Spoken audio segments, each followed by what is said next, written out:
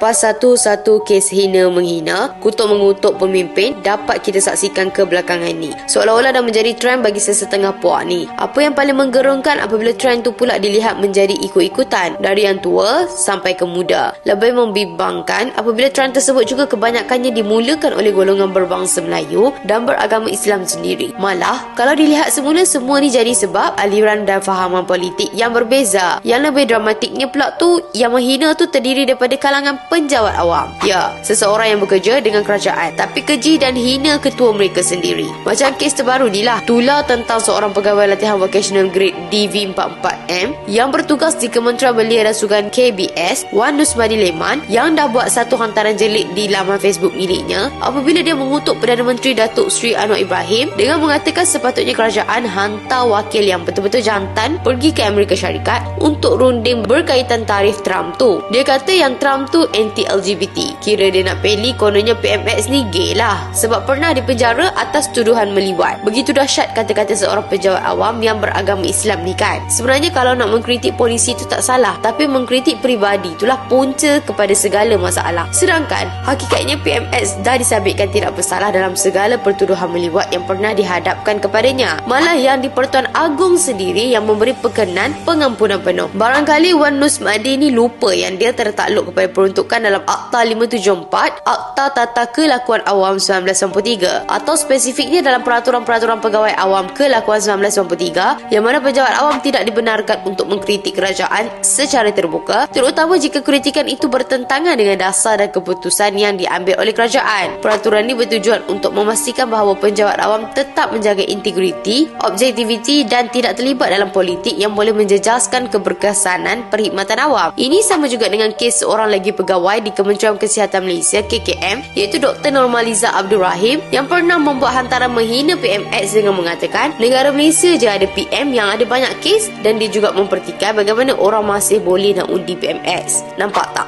Lepas seorang-seorang mula tunjuk belang masing-masing, semakin lantang dan berani cipta naratif sesuka hati. Penyakit dalam penjara awam ni pun turut merebak kepada rakyat biasalah. Yalah, dah ada yang tunjuk ajar, yang lain pun ikutlah. Contoh macam seorang wanita dipercayai penyokong pembangkang iaitu Mastura Nur Shah pun dengan bangganya post video dengan memek muka jijik bila dengar suara PMX bertakbir raya. La ilaha illallah wahdah sadaqta wa'dah.